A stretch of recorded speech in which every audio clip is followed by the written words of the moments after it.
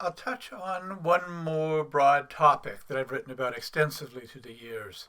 It concerns changes altering how we understand leadership and authority more generally. The topic of leadership helps further bring together the new capacities that I've described following from cultural maturity's changes. It also helps bring the larger picture of where cultural maturity's changes take us into focus. Trust in leadership today, of most all sorts, is less than it was at the height of anti-authoritarian rhetoric in the 1960s. We could easily assume, and people have argued, that this modern lack of confidence in leadership reflects something gone terribly wrong. Broad failure on the part of leaders, a loss of moral integrity on the part of those being led, or even an impending collapse of society. But there is an alternative interpretation. Creative systems theory proposes that if it is not the major factor now, it will be a major factor in the long term. Cultural maturity is needed growing up. It pertains quite specifically to how we understand or relate to and embody authority. This includes all kinds of authority, from that exercised in leading nations to the expertise of teachers, doctors, or ministers, to the authority we apply in making the most intimate of personal life choices. We reside today in an awkward in-between time in the realization of such new, more mature leadership. These are not easy circumstances, but they are circumstances that suggest an ultimately encouraging picture.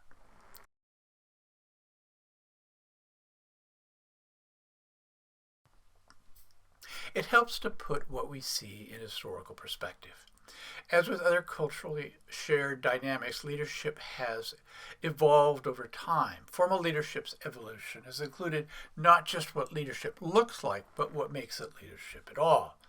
Leadership, as we tend to think of it, arrived with our modern age, with the emergence of individual determination as a rallying cry, and with the rise of democratic principles.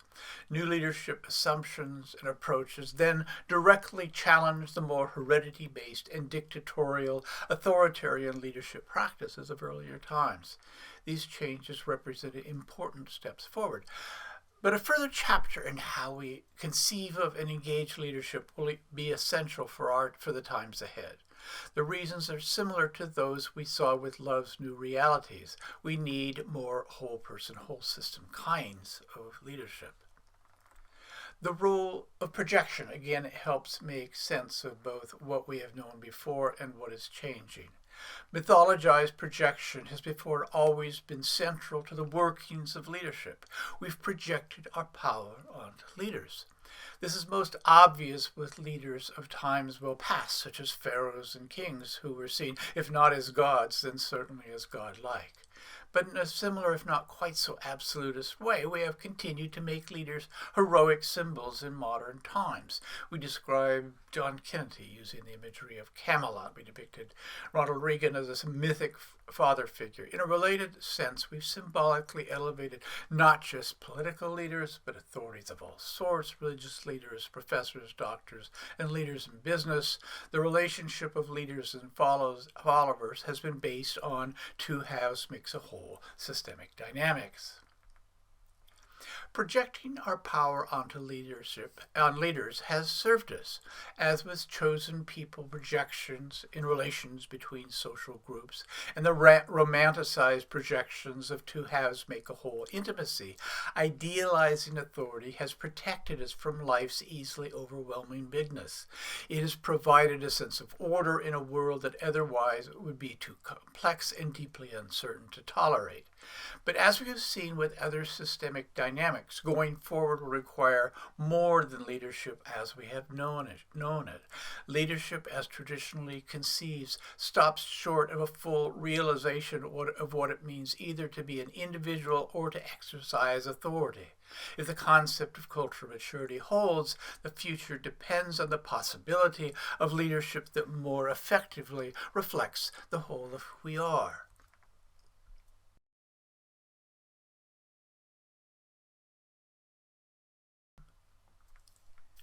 Do we currently see such changes? Given today's crisis of confidence in leadership, the evidence might seem to strongly suggest otherwise. And with today's ever more extreme social and political division, arguable in recent times, we have regressed in this regard. But diminishing confidence is also consistent with what we would predict as all forms of leadership give way to more culturally mature possibilities. It may be not so much that leaders themselves are failing today than that old forms of leadership are failing. In fact, we see changes consistent with a needed, more mature kind of leadership with authority relationships of many sorts.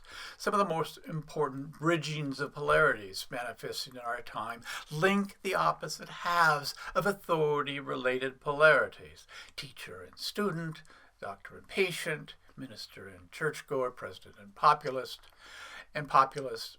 Authority relationships of all sorts are becoming more two-way, with more learning and flexibility on the part of leaders, and more engaged and empowered roles for those who draw on a leader's expertise and guidance.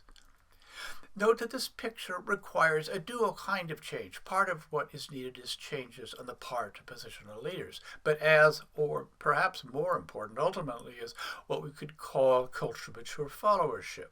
To the degree the larger population sees reality through a culturally mature lens, positional leaders have almost no choice but to step up to the plate.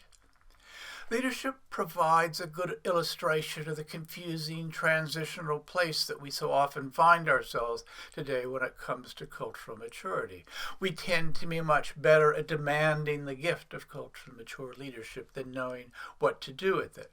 We may want leaders to get off their pedestals, but frequently when they attempt to do so, we respect them less, not more. We want leaders to be more transparent, to reveal more of themselves, and to make fewer decisions behind closed doors. However, when they do, our first response is often to attack them for their human frailties. And there are the extreme populist beliefs that we see today on both the political right and the political left. In the end, they are anti-authoritarian, and in a way that undermines not just traditional authority, but any possibility of realizing the more mature kind of authority on which our future depends. But even this awkward in-between place is a start, and it is a start toward a kind of change that should more and more define human possibility. At its best, it is a reflection of the kind of change in how we embody authority in ourselves that defines cultural maturity's cognitive reordering. Integrative meta-perspective is in the end about leadership, in who we are and in all that we do. And again we see our now familiar apparent paradox. Leadership is asking more of us, all the needed new capacities that I've described. But in fact, nothing could be more common sense. In the end, it asks only that we better live from the whole of who we are. Again, I invite your thoughts and questions.